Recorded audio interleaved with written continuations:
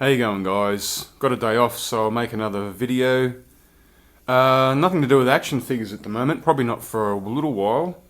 But since I've shown all sorts of other Star Wars stuff, like figures, novels, books, etc., going with video games. So here we are. My first one I've got's from '92. Is... oh, Jesus, that's dark. Super Star Wars on the Nintendo. Super Nintendo, SNES. With still got the instruction booklet. Not the case though, all the cases came in cardboard, which got generally ruined and crushed. So I've got to find some sort of case for that. Could have gone back further to the 80s with the Atari 2600. I've got the Empire Strikes Back video game from that back in the 80s, but I can't find it. I've got other Atari games and I've still got the console. So yeah, alas, haven't got it at the moment. So then we move again on to the mid-90s with one of my faves on the Nintendo 64, Shadows of the Empire. And as you can see, this time I used old VHS cartridges to keep the game safe and the instructions and all that. What can I say about this game? This game was spawned from a book and is one of the very first big selling Star Wars video games of its kind, which came on to bring along more, which was another one from N64, Star Wars Rogue Squadron. Great fighter simulation game. Also one of the first to use an expansion pack. Good game. Good game. Bringing back memories searching through all this. And Episode 1 Racer from Nintendo 64. Awesome game. Hours and hours and hours of fun on this. Seriously going to pull out one of my old consoles and crank one of these up after this maybe. Well, I've got the time, eh? Moving on.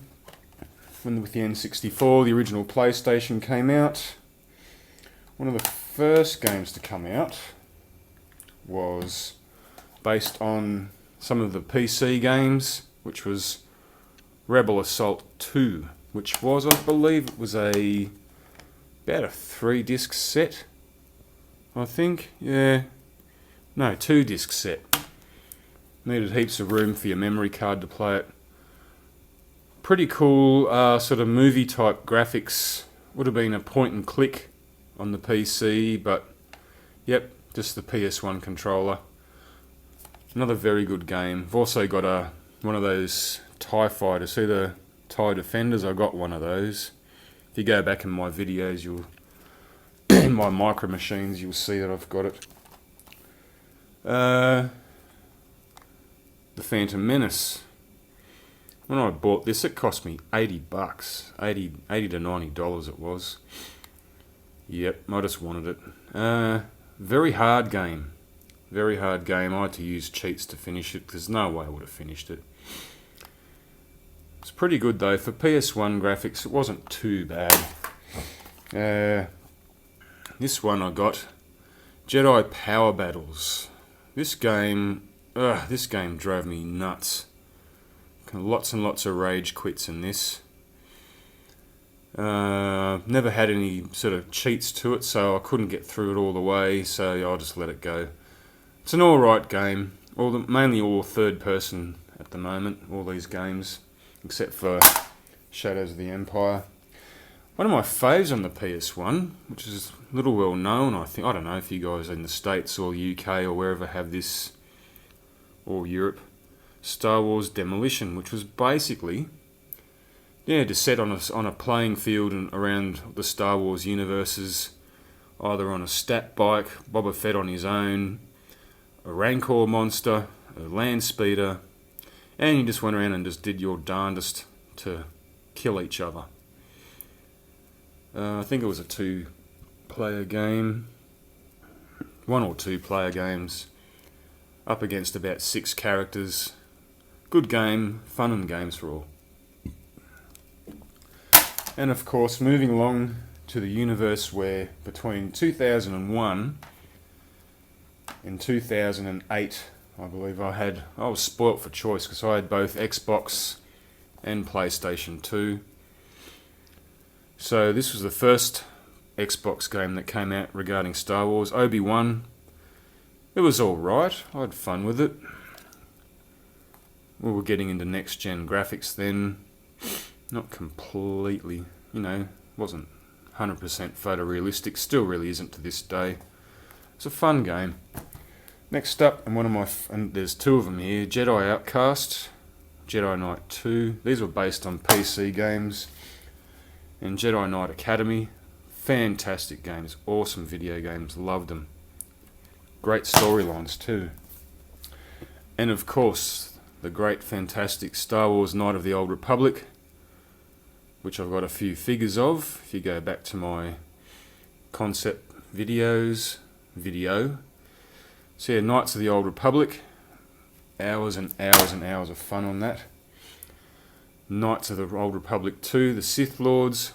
Great game until the very end. The ending was a bit flat and there was no different endings either. All pretty much all ended the same. But enjoyed nonetheless until the end. Jedi Knight Starfighter, or Jedi Starfighter, good flight simulation, shoot the crap out of everyone. It was fun, I liked it. Republic Commando, probably the best squad-based game I've ever played.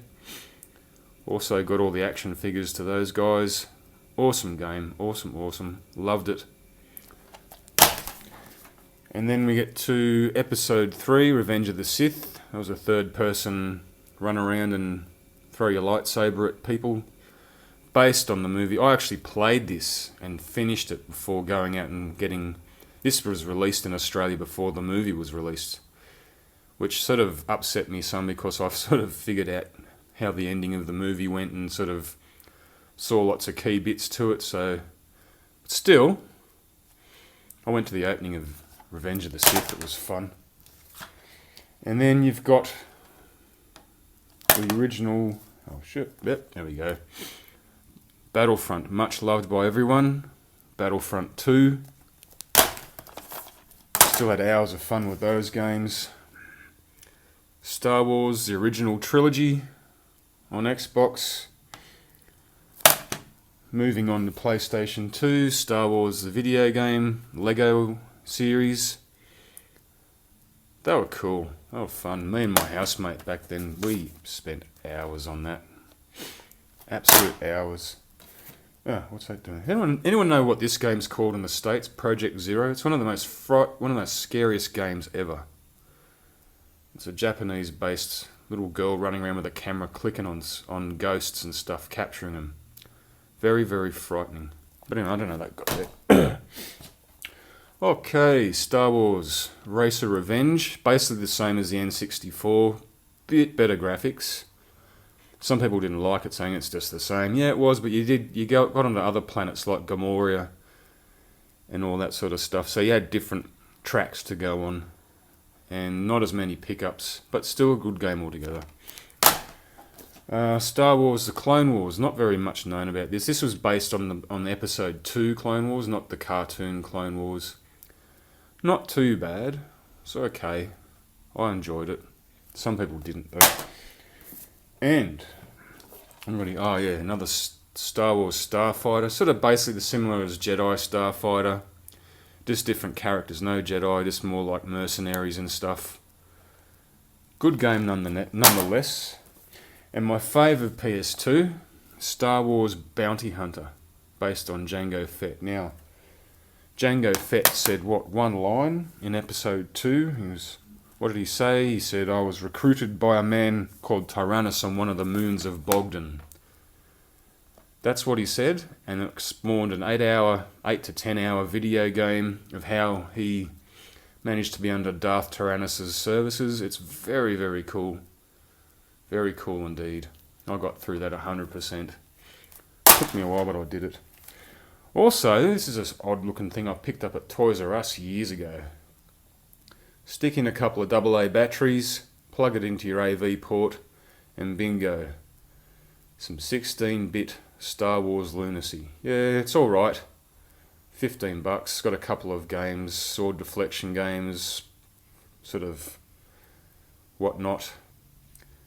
Pretty cool. It's alright. Haven't played it in years though, but I just managed to show it off. Getting to the PSP, A Force Unleashed for Star Wars. I love the Force Unleashed games. They were fantastic. That also has some different characters than from the PS3. PS3 doesn't have characters like, I forget now, one of the Darth Nihilism or something like. No, that's not it. I can't remember her name. It's a her. She changes and makes you frightened and stuff. Anyways, Star Wars Lethal Alliance. Not a bad game. Third person sort of lightsaber battle thing going on planets. Pretty good story. Okay, PSP also had their own versions of Battlefront, which were good, I reckon. Had all the same sort of ideas as the PS2 and Xbox versions did.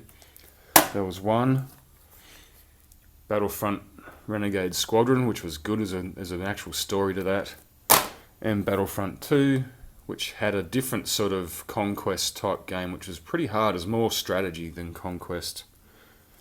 It's good none the likes. And PS3, of course, going up to date.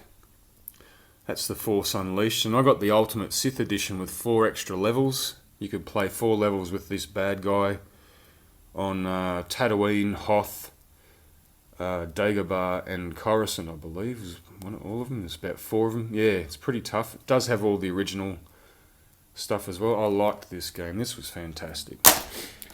The Clone Wars, Republic Heroes. Not a bad game. It's pretty cool. It's very... the screen's locked and you just got to fight all the guys on the screen before you move along. Got pretty repetitive and then it got pretty cool towards the end, so I enjoyed it. And Force Unleashed 2, fantastic game until the end. Unless they're going to make a Force Unleashed 3, it's a very open-ended game. It's written that there's going to be a third game, like, you know, you can get to the end of this game and bingo. There should be a third game out soonish, but I doubt it. And then, last game, Star Wars 3. Lego. That's all Clone Wars. I believe it's from seasons 1 to 3. And that was the final video game that LucasArts released. Where's my... No, that's it. No more video games. Of course, Disney have cancelled 1313. Not impressed with that, Disney, but anyway, see what happens in the PS4 and Xbox One happens. Alright, guys.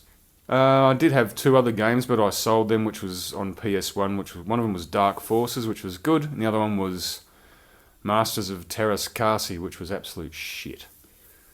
Which is like a fight and Mortal Kombat Street Combat game. Anyway, it's a long video. Okay, I'll see you guys later with a Star Wars one, hopefully, next time. Later, guys.